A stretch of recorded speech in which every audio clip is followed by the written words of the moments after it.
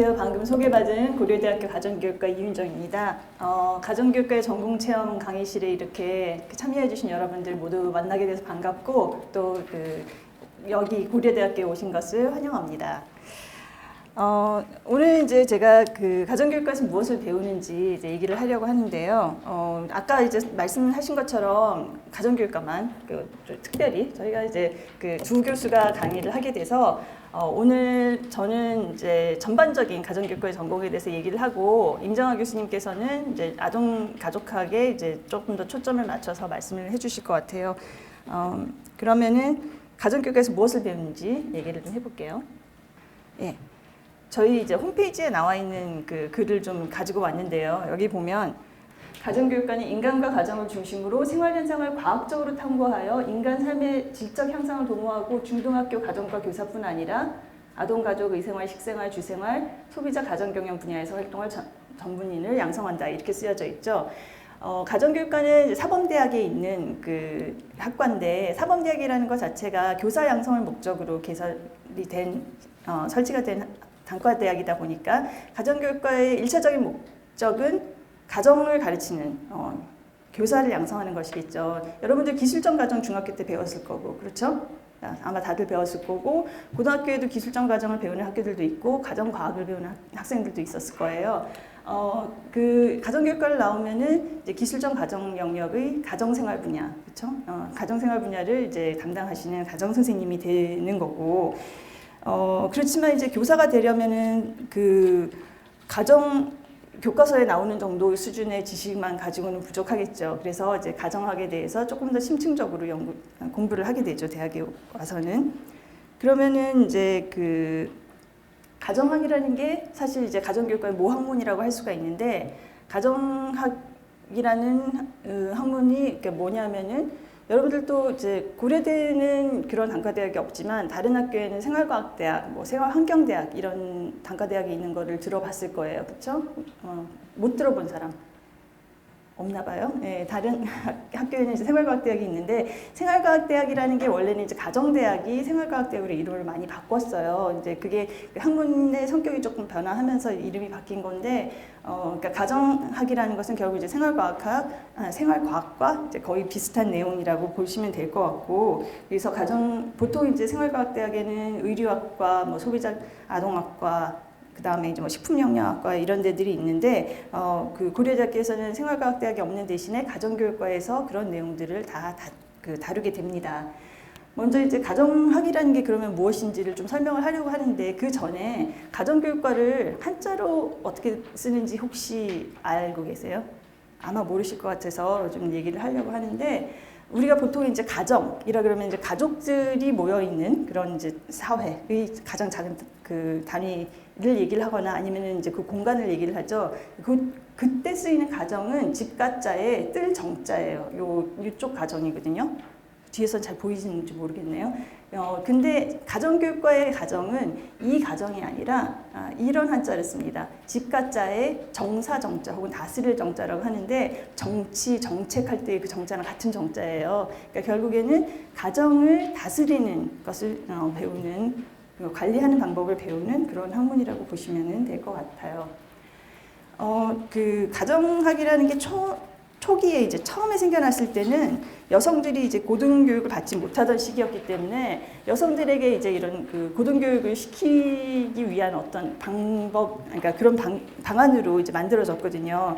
그래서 이제 당시 교육자들이 여성들도 집안에서 이제 집안일을 좀 하고 좋은 엄마, 좋은 아내가 되기 위해서는 과학이나 학문을 좀 공부를 하는 게 좋겠다 이러면서 이제 가정학이라는 것을 만들었는데, 근데 이제 실제로 이 초기 가정학은 여성들의 교육에 굉장히 또 큰 영향을 주기도 했어요. 그래서 가정을 통해서 이제 밥 잘 짓는 방법, 옷 만드는 방법 이런 것을 배우면서 과학에 대해서 관심을 갖게 되고 그래서 이제 과학 공부를 조금 더 해서 과학자가 된 경우들도 많이 있고 그런 경우들이 많이 있기 때문에 실제로 이제 가정학이 여성 교육에 많은 기여를 했는데 그러면서 이제 가정학이라는 것도 조금 더 이제 체계를 갖게 되고 또 학문적인 그런 발전을 하게 됩니다.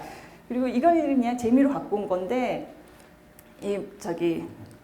인터넷을 보다 보니까 1950년대의 뭐 미국의 가정 교과서래요. 이제 그거를 가지고서는 이제 사람들이 만약에 시험 문제를 낸다면 어떻게 낼까 막 이런 거를 영어로 돼 있는 거를 이제 그 인터넷에 이렇게 떠도는 게 있더라고요. 그래서 한번 가져와 봤는데 한번 재미삼아 풀어볼까? 이거 정답이 뭐 같아요? 아침에 일어나자마자 제일 먼저 해야 할 일은 무엇인가?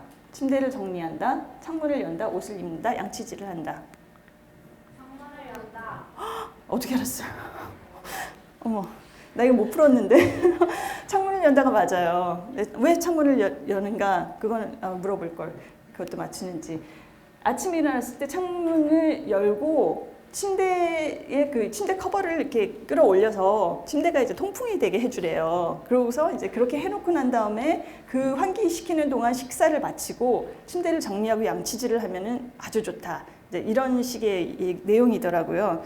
만약에 이제 이런 시험 문제가 나오면 여러분들은 굉장히 괴로울 거예요. 그렇죠? 이거 완전히 그냥 암기 문제잖아요. 그래서 뭐 이 순서를 외워야 되고 두 번째 할 것은 무엇인가 또 시험에 내면 어떡하지? 뭐 이런 생각도 하고 그럴 텐데 그렇지만 이제 뭐 내용들을 보면 굉장히 또 생활하는 데 있어서 위생적이고 합리적으로 생활하는 데 도움이 될 만한 내용이기는 하죠. 그렇죠?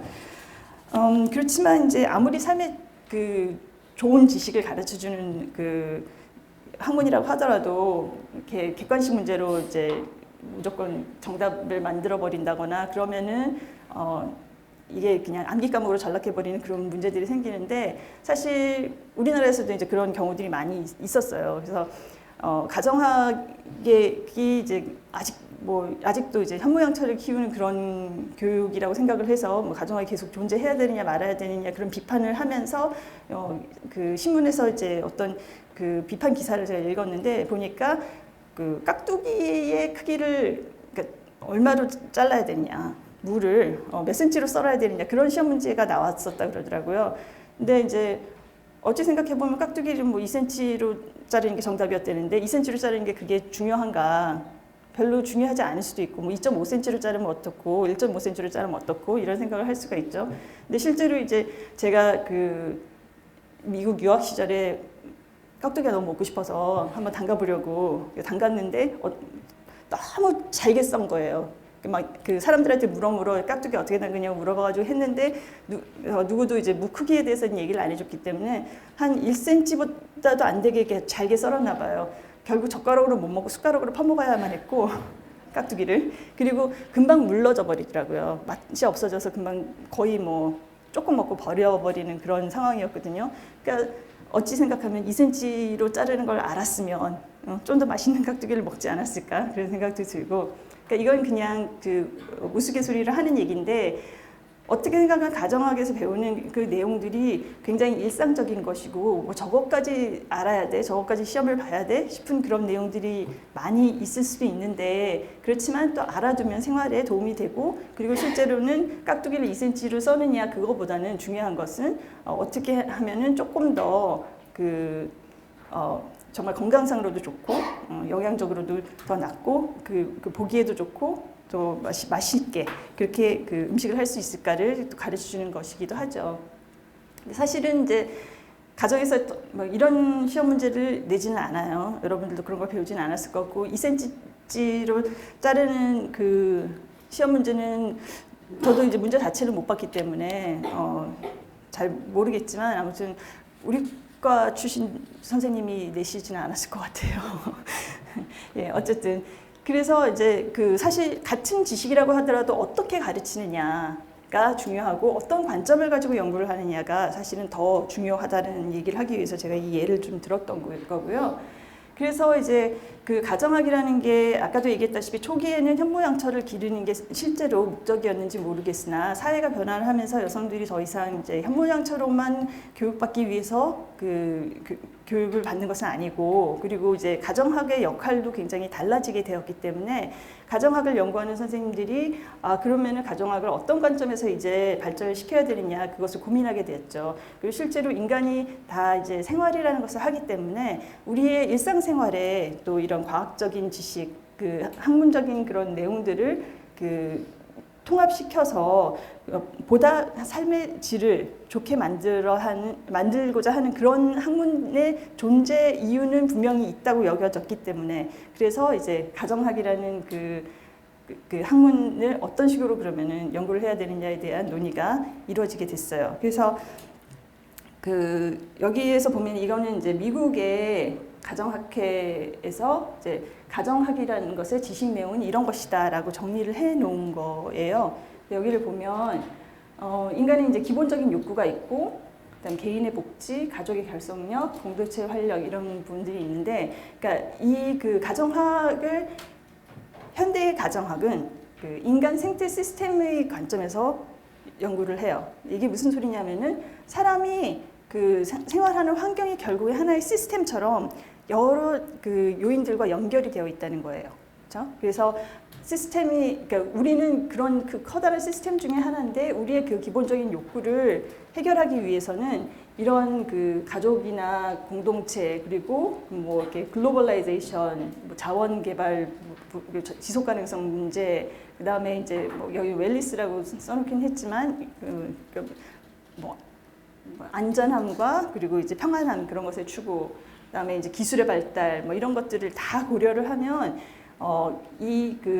인간의 욕구를 그냥 그 욕구로만 바라봐서는 곤란하다는 거죠. 그래서 이 전반적인 환경을 하나의 시스템으로 보고 연구를 하는 게 좋겠다라고 하는 거였고, 그다음에 이제 전생의 발달적인 측면에서 보는데 이건 조금 더 이따가 설명을 다시 할 거예요. 그래서 인간 생태 시스템적인 그런 차원에서 보면 이제 가정학은 이 인간 가족의 시스템을 중심으로 미시 환경, 거시 환경, 그리고 이제 자연적 구조적인 좀 더 거시적인 환경을 이렇게 고려를 하는데 거기에는 뭐 신체적인 환경도 있을 수 있고 사회적 환경, 정치적, 기술적, 뭐 물리적 이런 환경들이 존재할 수 있다는 거예요. 그래서 이런 전반적인 그런 요인들을 전부 다 같이 고려를 하면서 연구를 진행을 하는 것이 최근 이제 가정학의 방향이다 이렇게 보시면 될 것 같아요. 그래서 결국은 이제 인간 생태 시스템적 관점에서 보는 가정학은 가족 내에 이제 가족 구성원들의 이제 서로 간의 이제 상호작용 그런 것들도 관심을 갖고, 그 다음에 이제 가족과 자연 환경과의 관계, 그리고 뭐 가족과 인간이 지은 환경과의 관계, 그리고 가족과 인간 행동 체계와의 관계, 그 다음에 가족과 공동체 간의 상호관계 이런 것들을 이제 보게 돼요. 그래서 크게는 이제 가족 안에서의 어떤 생활 영역을 가족들 간의 어떤 가족 생활, 그 다음에 이제 자원을 관리하는 이제 소비 생활, 그 다음에 의식주 생활 이렇게 나눠볼 수가 있겠죠. 그래서 이렇게 보통 이제 가정학의 세부 영역은 이런 식으로 구분을 합니다. 그리고 이제 홈페이지에도 아마 쓰여져 있겠지만, 홈페이지가 아니라 저기 여러분 자료도 쓰여져 있겠지만 이제 전생의 발달적 관점에서도 이제 바라보는데 이건 무슨 소리냐면 가정학은 이제 인간의 발달을 전생의 발달의 관점에서 봐요. 얼마 전에 이제 어떤 드라마를 보다 보니까 그 드라마에서 손녀가 이제 할머니랑 같이 대화하는 장면이 나와요. 그래서 할머니한테 손녀가 아니 할머니는 나이가 그렇게 드셨으면서도 그런 것도 잘 모르세요? 라고 얘기를 해요. 그러니까 그 할머니가 뭐라고 답하냐면은 야 나도 70세는 처음이다. 70 노인으로 살아보는 건 나도 처음이다. 그렇게 말씀을 하시더라고요. 그러니까 실제로 여러분들도 어찌 생각하면은 노인들은 너무 이게 그렇게 오랜 기간을 살아왔으니까 경험이 쌓여서 모든 걸 다 알 것 같고, 그러니까 생소하게 처음 하는 것은 없어야 될 것 같은데 그렇지만 그 할머니에게도 70세의 노인으로 살아가는 거는 처음인 거죠. 그래서 70세가 되면은 이제 신체적인 변화도 있고 사회 내에서의 어떤 위치의 변화도 있고 그러는데 그런 경험은 처음 해보는 거잖아요. 그러니까 서투를 수 있는 거죠. 그렇죠? 할머니들도. 그리고 이제 여러분들 많이 봤을 텐데 응답하라 1988.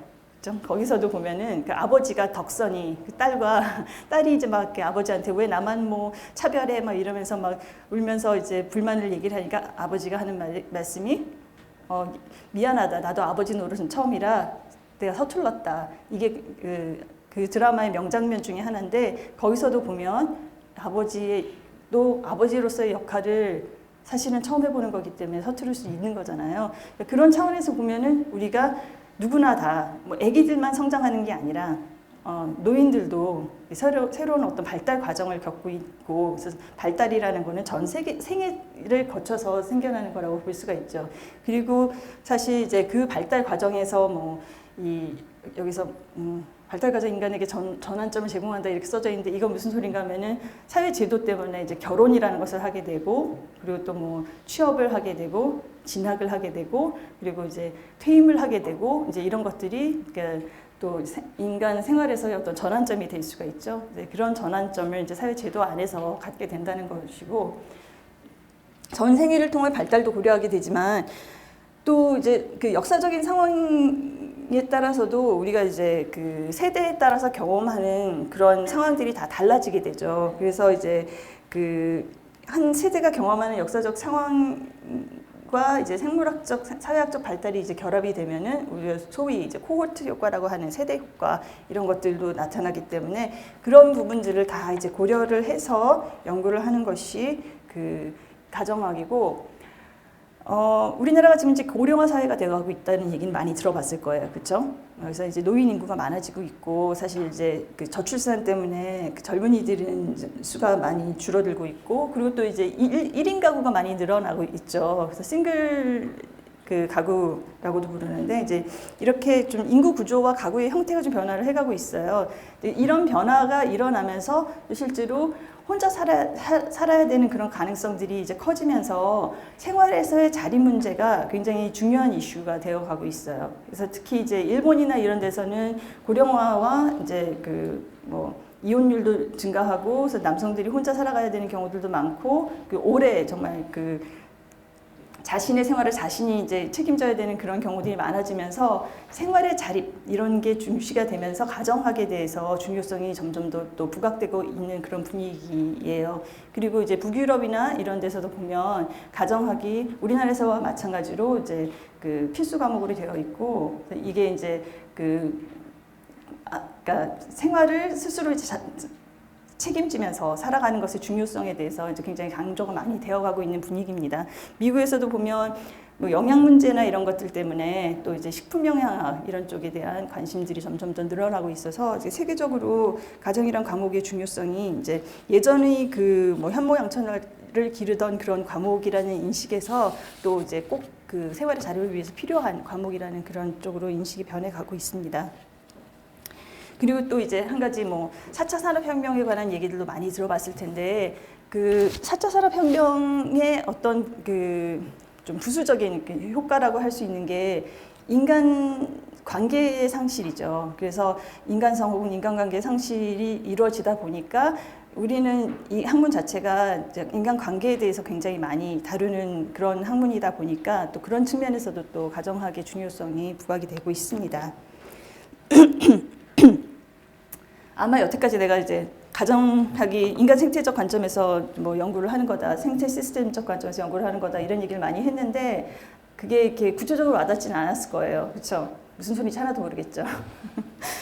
그래서 이제 조금 그 구체적인 예를 들어서 이제 얘기를 할 건데, 제가 아까 이제 소개를 받기를 패션 마케팅 전공자라고 그랬죠, 그렇죠? 저는 의류학을 전공을 했고 패션 마케팅을 특히 이제 그 전공을 하고 있는데, 패션 마케팅이라는 것은 이제 그냥 간략하게 얘기를 하자면은 소비자들이 패션 제품에 대한 선호를 어떻게 만들고, 또 이제 그런 제품들을 구매하기 위해서 어떤 행동 특성을 보이는지를 연구를 하고, 그래서 이제 소비자들에게 보다 이제 그들이 원하는 방식대로 그들이 원하는 제품을 잘 전달할 수 있도록 연구하는 그런 학문이라고 생각을 하면 될 것 같아요.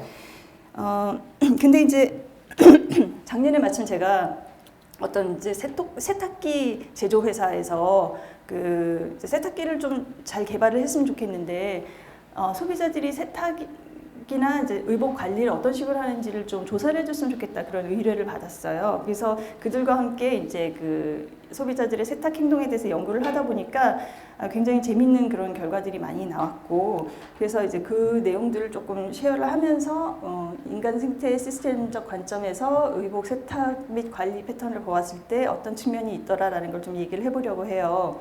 우리가 이제 세탁이라고 하면은 쉽게 말하면 빨래죠, 빨래, 그렇죠?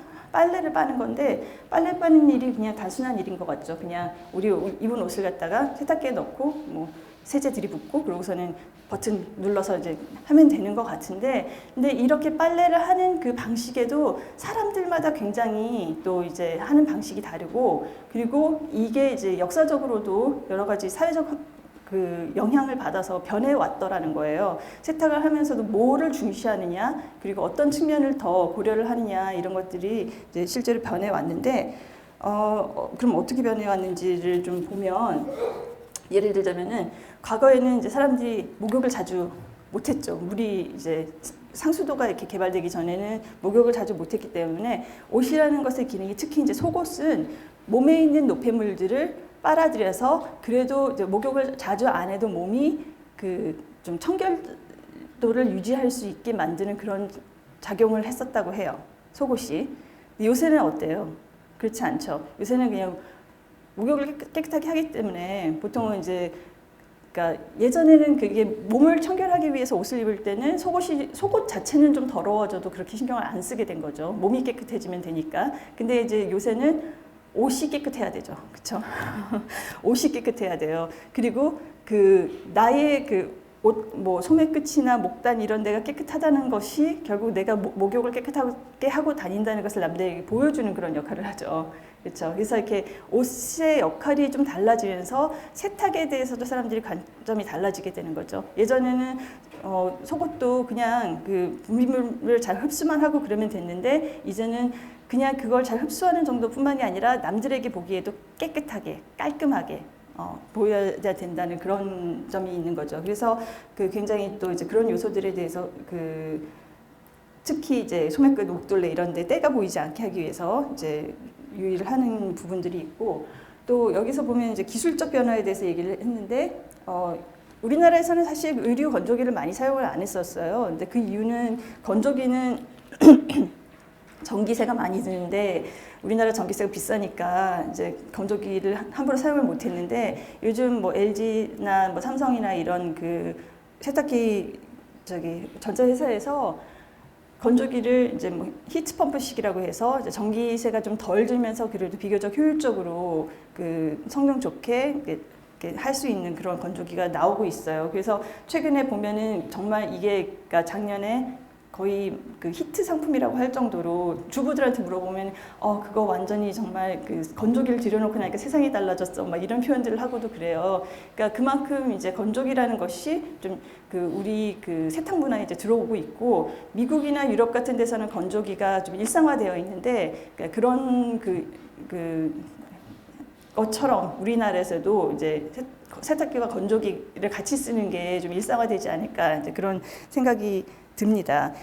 근데 이제 그런 게 이제 뭐 기술적인 변화라고도 할 수 있고, 그리고 또 한 가지는 세탁기도 모든 것을 지가 좀 알아서 다 해줬으면 하는 그런 기대를 갖게 되는 거예요. 그렇죠? 그래서 뭐 IoT 많이 들어봤을 텐데, 그 사물 인터넷으로 이제 뭐 세탁기도 인터넷에 연결이 돼서 자기가 알아서 뭐 세탁이 다 끝났으면 나한테 알려주고, 심지어는 그냥 그 안에서 개는 것까지도 좀 해줬으면 좋겠다, 그렇게 말씀하는 분들도 있고, 아직까지 거기는 기술 개발이 안 됐지만 이제 그런 식의 어떤 그 세탁에 대한 기대들도 좀 커지고 있다는 것을 볼 수가 있고요.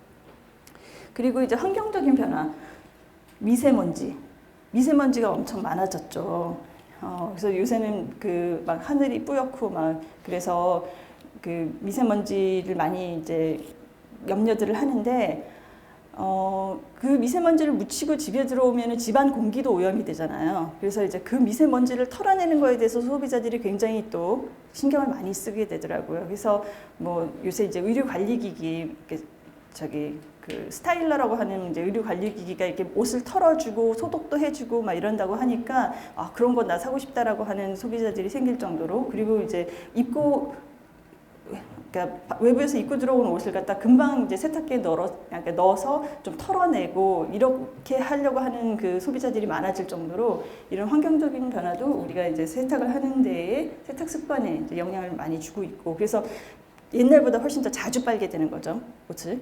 그런 부분이 있고, 그다음에 이제 환경 오염 부분도 우리가 고려할 수가 있는데, 유럽에서는 이제 환경 오염 문제 때문에 그 40도씨 이하로 저온의 세탁을 하라는 그런 그 캠페인 같은 거를 벌이고 있어요. 그래서 이제 그게 지속 가능한 그런 그 세탁 문화로 이렇게 그 캠페인이 이루어지고 있기도 하고.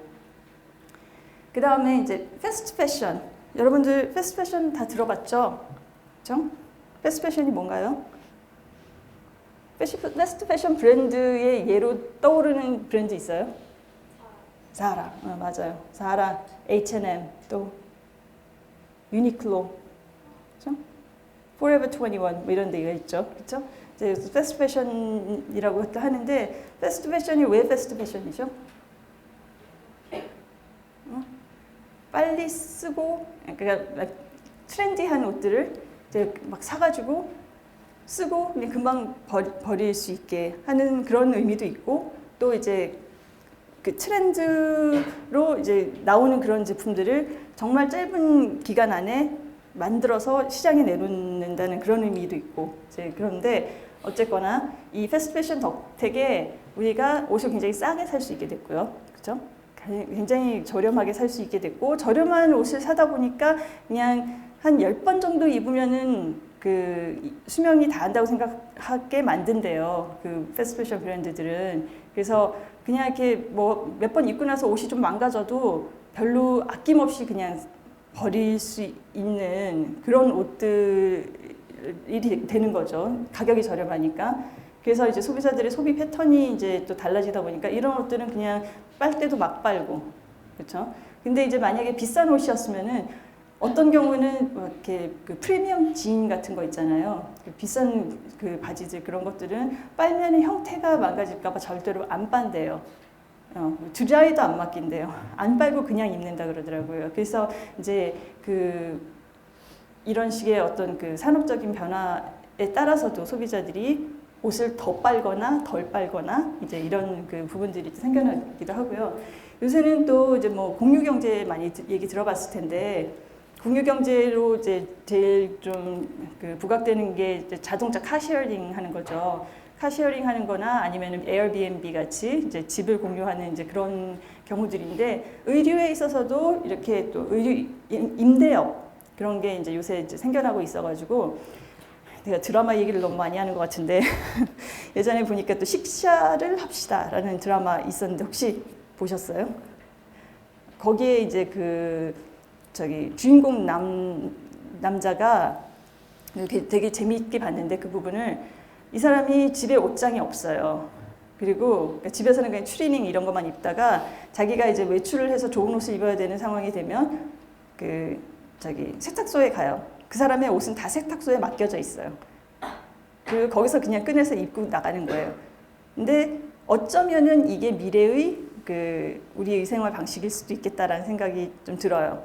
그러니까 점점 이제 그 집에서의 공간은 줄어들고, 그리고 옷에 대한 그 욕구는 좀 다양화되고, 그러면은 이 모든 옷들을 갖다 내가 다 사기는 힘들고, 그리고 그걸 빨래하는 방식도 다 다르니까 그걸 다 세탁하려 그러면 귀찮고, 그러니까 아예 그냥 세탁소에다 옷을 맡겨놓고 뭐 그냥 필요한 대로 빌려 입는다거나 아니면은 이제 갖다 입는다거나 뭐 이런 식의 그 의생활 방식이 또 생겨나지 않을까 생각이 되는데, 그러게 되면은 어쩌면 뭐 이 세탁기 제조업체한테는 미안하지만 집에 세탁기를 안 두게 되는 그런 시대가 오게 될지도 모르겠어요. 근데 아무튼 이제 그런 변화들을 생각할 수가 있죠. 그래서 이렇게 뭐 기술적인 변화, 문화적 변화, 환경적 변화, 산업적 변화, 이 전체가 다 우리가 세탁이라고 하는 그런 그 단순해 보이는 그 행동에 영향을 주고 있다라는 거죠. 그리고 또 한 가지는 뭐냐면은 가족의 그 생애 주기에 따라서도 사람들이 이제 세탁에서 고려하는 바가 굉장히 달라지더라고요. 여러분들 성인들의 경우에는 사실은 이제 별로 이렇게 그 아주 격렬한 활동을 하거나 운동을 하지 않고는 옷에서 그렇게 크게 오염이 묻질 않는다고 해요. 그래서 사실은 이제 그 처음 결혼한 전업주부나 신혼기에는 세탁을 하는 데 있어서 그냥 가벼운 생활 오염을 없애고 외양을 그냥 다시 되살리는 그런 거에 세탁의 그 목적이 맞춰져 있어요. 그런데 애를 낳잖아요. 그러면은 아기는 우리가 아기를 생각할 때는 굉장히 좀 왠지 무균 상태일 것 같잖아요. 그렇죠? 아주 순수하고 깨끗하고 이렇기 때문에 얘는 뭔가 이렇게 깨끗하게 좀 입혀줘야 될 것 같고 그래서 엄마들이 살균을 해요. 삶는 세탁 이런 거 많이 하고 아기 때문에 삶는 아기 세탁기 이런 거 사기도 하고 아빠의 그 냄새 나는 그 양말과 아이의 옷은 결코 같이 들어갈 수 없다 막 이렇게 생각을 하기도 하고 그래서 뭐 이렇게 따로 그 빨래할 수 있는 뭐 트윈 세탁기 이런 거를 사기도 하고 그러는데 그만큼 이제 그 아이에게 있어서는 무균 상태인 거, 균에 대한 그런 부분들이 굉장히 이제 민감하게 되는 거예요. 그래서 그 아기를 가진 엄마들은 이제 균을 많이 고려를 하고 그 다음에 애들이 이제 커서 좀 뛰어다니기 시작하잖아요. 그러면은 사방천지에 넘어지고 엎어지고 흘리고 묻히고 뭐 그렇게 되죠. 그래서 이게 그 옷에 뭐 먹다가 흘린 거 이게 좀 스팟 오염들이 많아져요. 여기 무릎에 까진 거 뭐 이런 것들이 많아지기 때문에 그때는 이제 때 그리고 스팟 오염, 그 땀을 제거하는 이제 그런 부분들이 이제 중요한 상황이 되게 돼요. 그리고 그 아기들이 좀 더 커서 여러분 같은 청소년이 되잖아요. 이런 얘기 좀 듣기 싫어할지는 모르겠지만 청소년들에게는 자라나는 청소년들에게는 특유의 냄새가 있어요. 그래서 그 저도 이제 딸이 고등학생 여러분 같은 이제 고등학생 딸이 있는데 개방에만 들어가면 이상한 냄새가 나요. 그래서 이제 빨래를 하면서도 조금 그런 냄새를 없애고 어떻게 하면은 냄새 안 나게 옷을 만들어 줄까 이제 그런 것을 고심하게 되거든요. 그래서 이제 이렇게 아이가 자라나면서 가족 구성원들의 그 생애 주기에 따라서 세탁을 하는 데 있어서 고려하는 부분들이 굉장히 달라지게 된다는 거 그런 것도 있고. 가족 주기에 따라 차이가 있고 또 주부가 취업을 했느냐 안 했느냐에 따라서도 굉장히 다르겠죠. 아직까지도 우리나라에서는 그러니까 세탁을 주로 하는 거는 주부들이에요. 여성이 세탁을 담당하게 되는 경우가 굉장히 많아서 그 이제 전업주부와 취업주부가 세탁을 하는 방식이 굉장히 다른데 취업주부를 먼저 얘기를 하면은 취업주부는 바깥에 나가서 이제 일을 하고서는 그 집에 돌아온 시간에 이제 세탁을 해야 되니까 빨래를 주말이나 아니면 한밤중에 많이 돌려요. 그렇죠?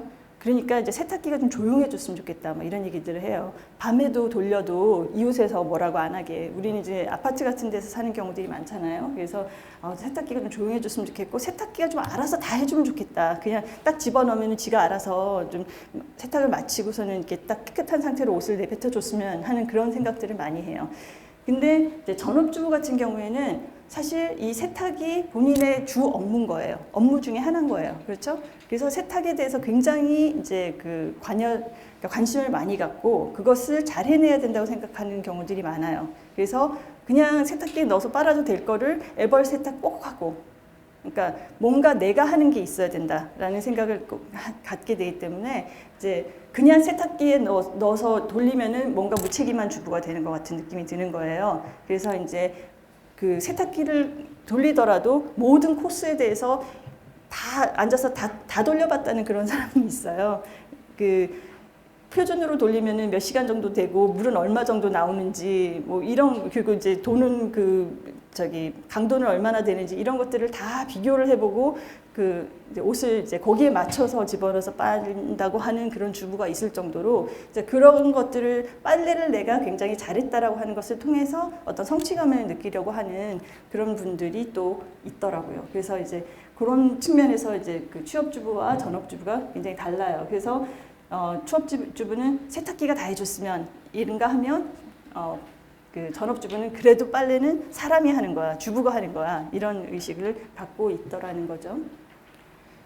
그리고 이제 그 취업주부와 전업주부와 취업주부가 있는 가정과 전업주부가 있는 가정 중에서 남성이 어느 쪽에 더 그 가정 가사 일에 더 많이 관여를 할까요?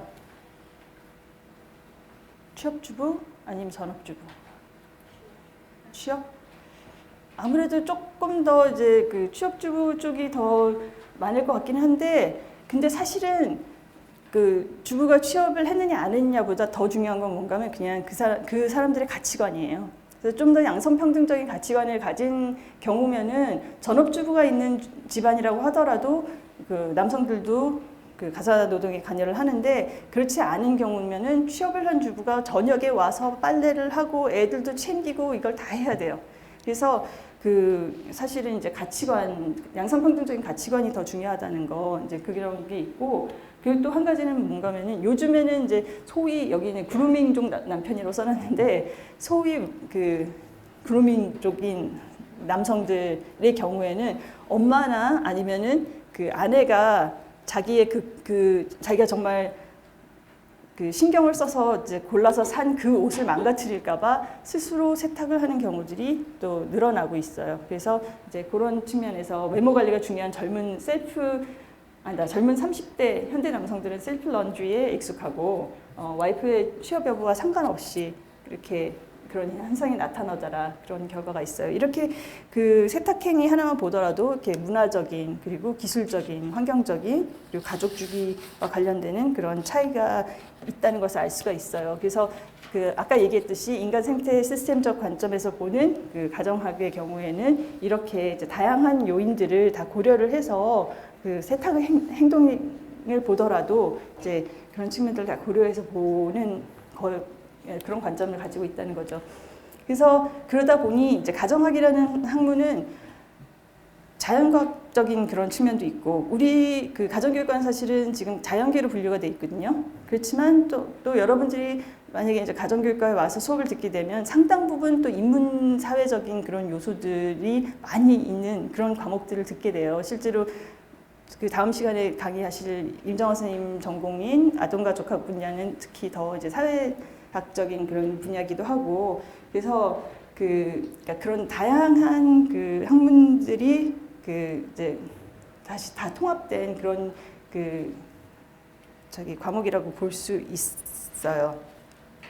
자, 그러면 이제 가정교육과의 교육과정에 대해서 설명을 하도록 하겠습니다. 아까도 얘기했다시피 가정교육과는 이제 가정을 가르치는 교사를 양성하는 과목이다 보니까 이제 교과의 내용에 대해서 또 가르쳐야 되겠지만, 또 이제 이런 그 내용들을 어떻게 가르칠 것인가에 대한 것도 이제 배우게 돼요.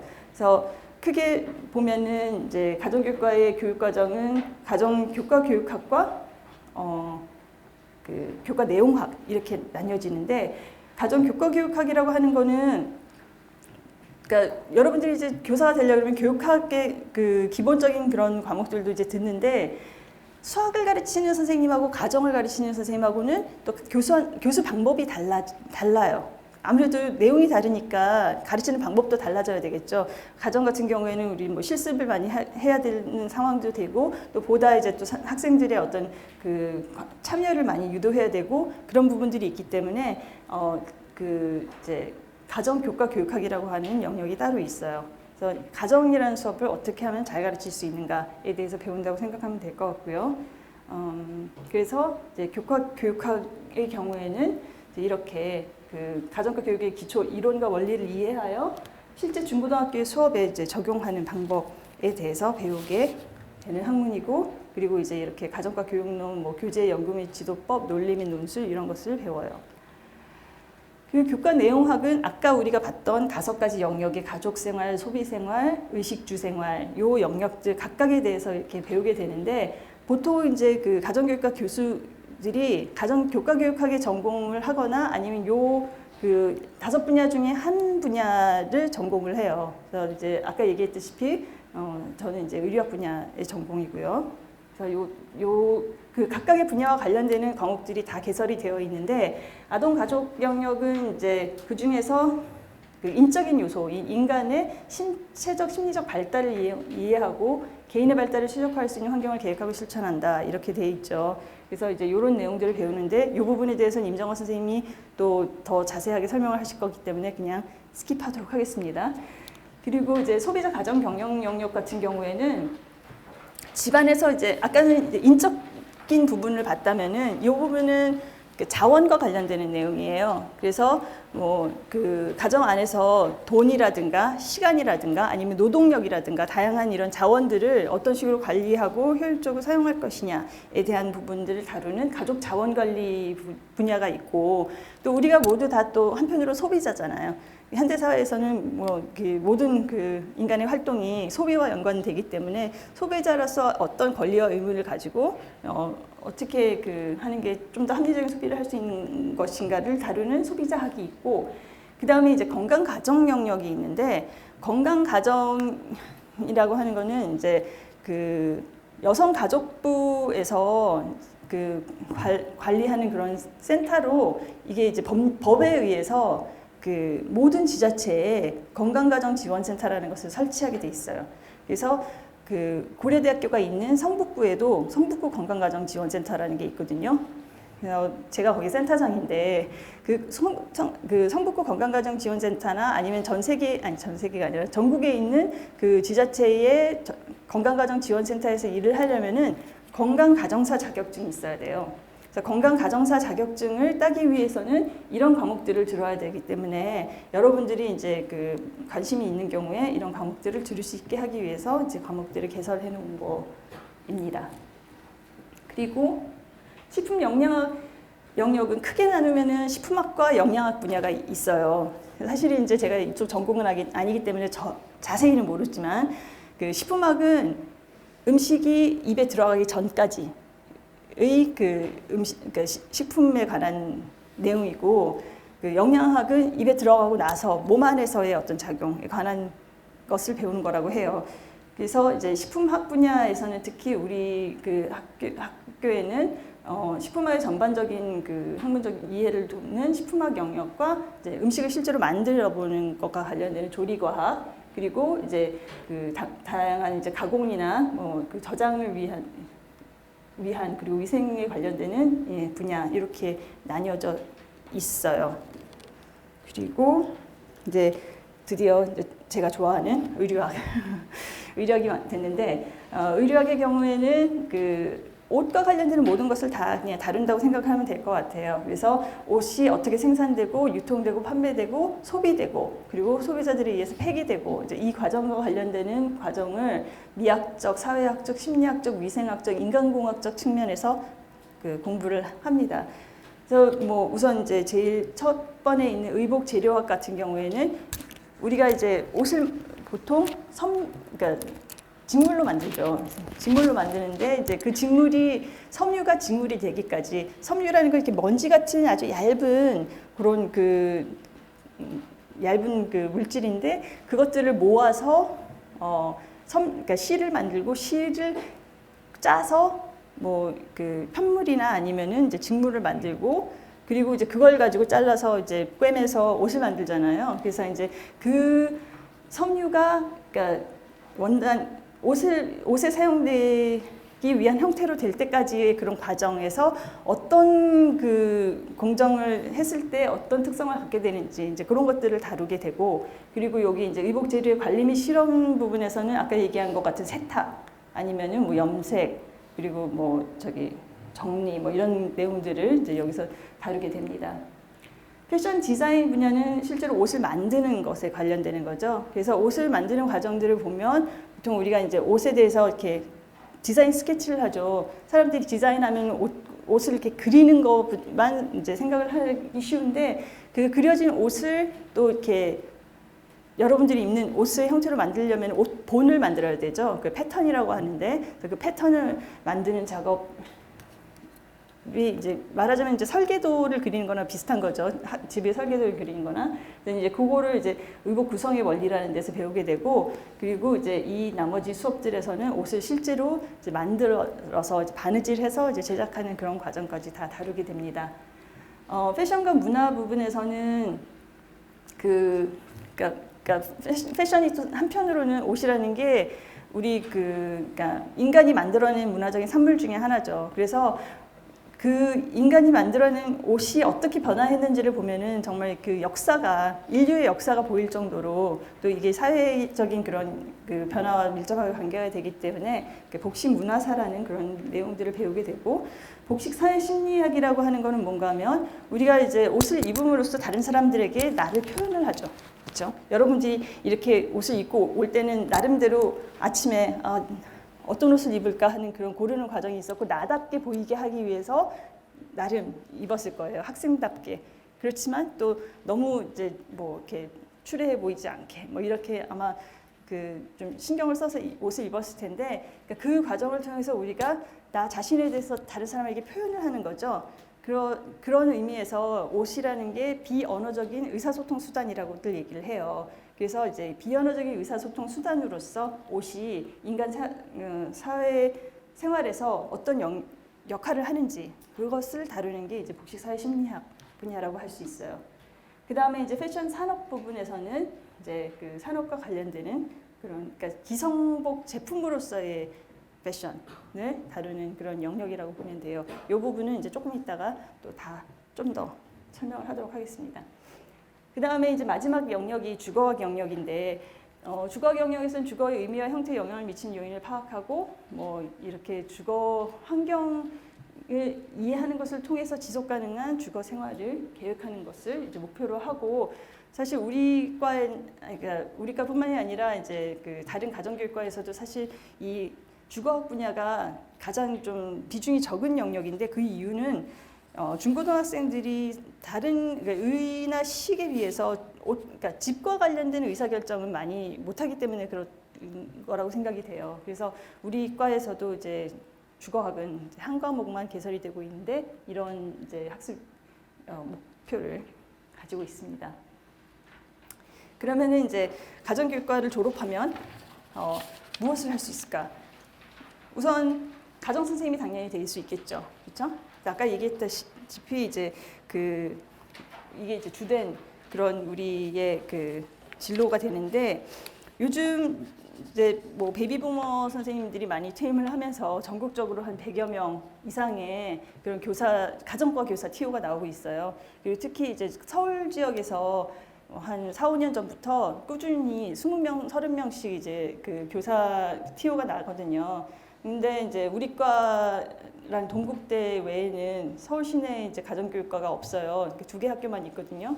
그리고 또 뭐 가정과 우리과의 정원이 한 35명이니까 35명이 졸업을 하는데 교사 TO는 한 20에서 30명씩 이렇게 나오니까 교사가 되고자 원해서 이제 공부를 하면 그래도 이제 될 수 있는 그 가능성이 좀 많이 높아진 상태라고 볼 수가 있죠. 그리고 공부를 조금 더 하면 대학 교수나 이렇게 시간 강사로도 이제 그 일을 할 수가 있고 또 평생교육 강사로도 이제 나갈 수가 있는데 사실 그 미국이나 이런 데서는 가정학이라는 게 평생교육 분야하고도 굉장히 밀접한 관계를 가지고 있어요.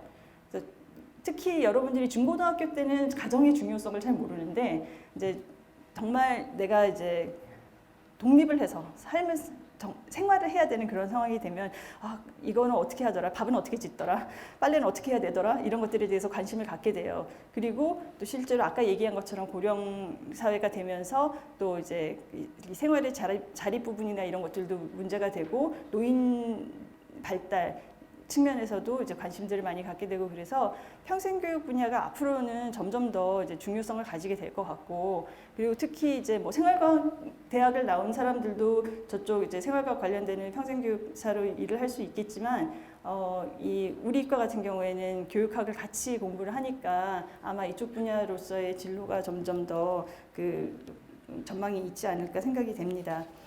그리고 그 외에 이제 아까 얘기한 것 같은 뭐 건강 가정사라든가 아니면 뭐 가계재무 관리사, 뭐 아동발달 전문가 뭐 이런 식의 그 기관에서 그러니까 관련 기관에서 이제 그 전문가로 일을 할 수도 있고 또 이제 석사나 이제 박사로 좀 더 공부를 하면 이제 연구원으로서도 이제 일을 할 수가 있을 거고요. 그 다음에 이제 이런 패션 관련 전문가나 식품 관련 전문가가 될 수가 있고요. 또 한 가지 내가 생각하기에 굉장히 이제 그 가정교육과 그 졸업자들이 적합하다고 여겨지는 분야가 이제 잡지사 기자나 백화점 매니저예요. 왜냐하면 우리는 의식주에 관련되는 모든 가정생활과 관련되는 부분들을 다 배우기 때문에 사실 이렇게 그 여성 잡지나 이런 데서 이렇게 다양한 분야를 다 알고 있는 사람들을 원하는 그런 곳에서는 굉장히 또 전문성을 발휘를 할 수가 있고, 그래서 뭐 방송국 PD나 뭐 잡지사 기자나 백화점 쪽으로 또 취업을 한 경우도 많이 있습니다.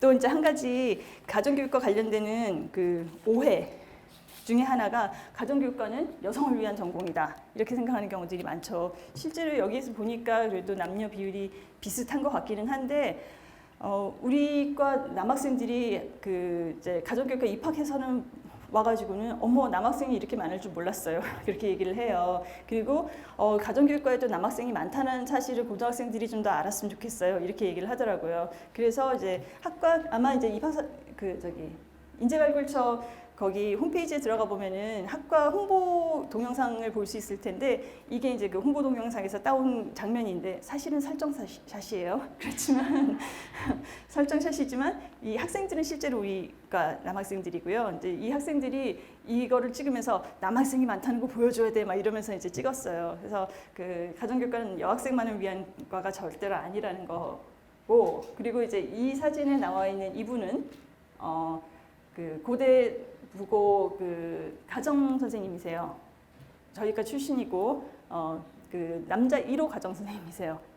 전국 1호 가정 선생님. 근데 지금은 이제 저기 가정 선생님들이 남자 선생님들이 꽤 많이 있어요. 근데 이제 아무튼 이분이 이렇게 그 아이들에게 그 육아와 관련되는 그 부모 교육 부분을 이제 교육하고 있는 부분인데, 이 선생님이 이제 굉장히 또 학회에서도 활동을 많이 하고 있고, 그래서 이제 이 사진 역시 가정교육과는 남자 가정 선생님들도 많이 있다라는 것을 보여주기 위한 그런 사진이었고, 요거는 또 뭔가 하면 팬티 바르게 개는 법. 혹시 이 책 읽어본 사람 있어요? 처음 들어봤어요? 이것도 이제 일본의 어떤 남자 가정 선생님이 쓰신 책이에요. 근데 내용이 굉장히 재밌어요. 그래서 그 여기 이제 부제가 어른을 꿈꾸는 15세의 자립 수업 이렇게 돼 있는데, 뭐 실제로 팬티 바르게 개는 법을 가르치는 책은 아니고 이제 그만큼 그 생활에서의 어떤 그 자립을 위해서 필요한 지식들을 가정 교과에서 많이 가르치고 있다라는 내용들이 이제 들어 있어서 한번 읽어보면 재밌을 거예요. 여러분들 관심 있으면 혹시 또 그리고 가정교육과에 그 실제로 저기 진학을 하려고 하는 학생이면 꼭 읽어보기 바랍니다.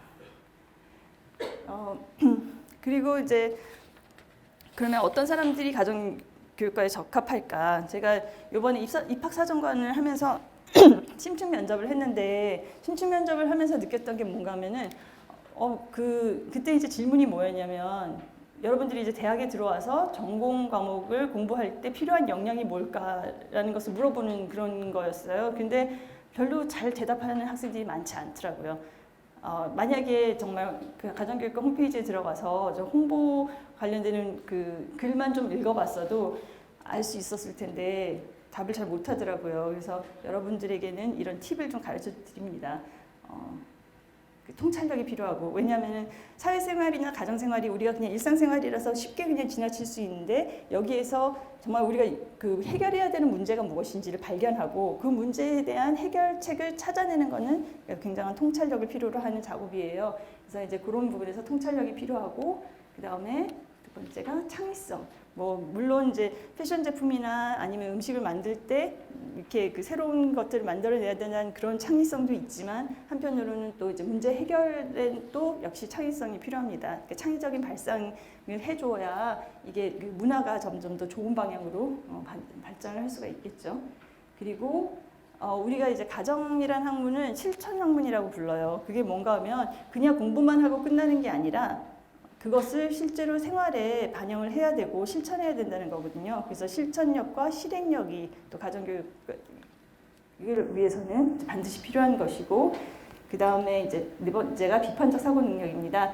그래서 그 아까도 얘기했다시피 일상적인 그런 그거에 대한 연구가 많기 때문에 아무런 생각 없이 보면은 그냥 지나치기 쉬운데, 이것을 이제 문제를 파악을 하고 그 비판적인 사고를 할 수 있어야 좀 더 나은 그 생활에 그 적용을 할 수 있는 그런 그런 역할을 할 수 있습니다. 그래서 이제 이런 부분들을 볼 수가 있고, 만약에 여러분들이 그 평소에 공작이나 생활소품이나 옷 만들기 이런 걸 좋아하면 여기 뭐 관련된 자격증이 있다라고 있는데 뭐 이 자격증까지는 안 가져도 되고 그냥 그런 것들을 좋아하면 아마 그 가정교육과에 들어와서도 실습 수업을 하거나 그런데 굉장히 재밌게 할 수 있을 것 같아요. 그리고 뭐 식품학이나 아니면 아까 얘기한 패션 소재나 이런 부분에서는 이제 과학적인 분석 등도 이제 많이 필요하고, 그래서 그냥 가정교육과는 그 다른 사람들에 대한 배려나 전공에 대한 흥미 이것만 가지고